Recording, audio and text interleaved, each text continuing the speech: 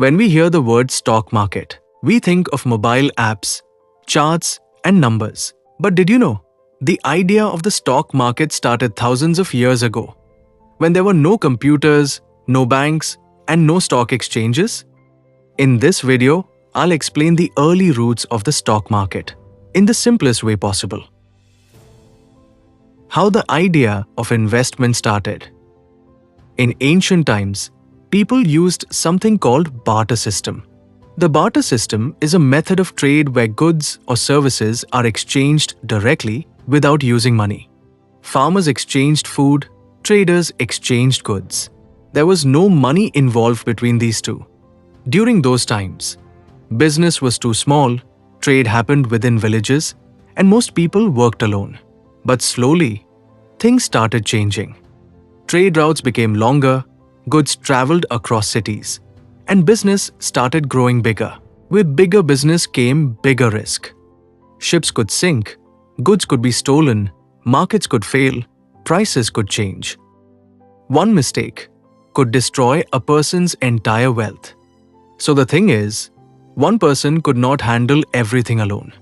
So people started thinking, why not work together? Why not combine money? Why not share the risk? Why not share the profit? And that simple idea. That idea was the beginning of investment. Let me explain this with simple example. Mesopotamia, the first step of investment. Now let's go back in time. Around 2000 years ago, in a place called Mesopotamia, something very important happened in the history of money. It was one of the earliest civilizations in the world. It was located between two great rivers. People there were not only farmers, they were also traders. Merchants traveled long distances to sell goods. They used ships to cross rivers and seas. They carried grains, spices, metals, and other valuable items. But these journeys were very dangerous. Storms could destroy ships. Thieves could steal goods. Accidents could happen at any time. One failed journey could destroy a person's entire wealth. So imagine this.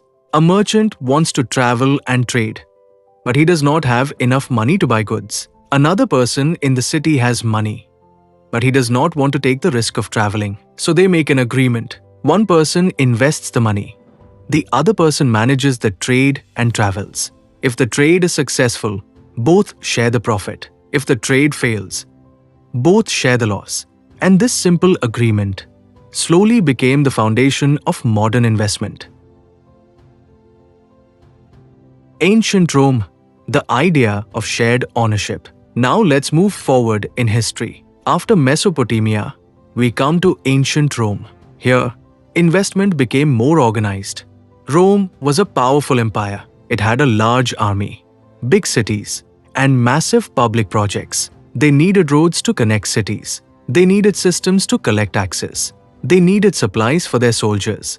But the government could not do everything alone. So private groups were created to handle these tasks. These groups were like early companies. These companies worked for the government. They built roads, they collected taxes, they supplied food and equipment to the army. But running these large projects required a lot of money. So, rich Roman citizens invested their money in these companies. They did not manage the work themselves.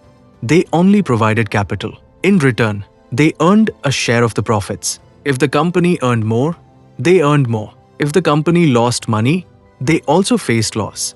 This idea is very similar to modern shares. Today, when you buy a company's share, you are not running the company. You are simply investing money and earning a part of the profit. So, in ancient Rome, we see the clear idea of shared ownership. But remember, this was not a stock market yet. There was no exchange building, no daily buying and selling, no share prices on screens. Only the idea was forming. In the next video, we'll see how the world's first real stock market was born in the year 1602 with the Dutch East India Company. So, stay connected.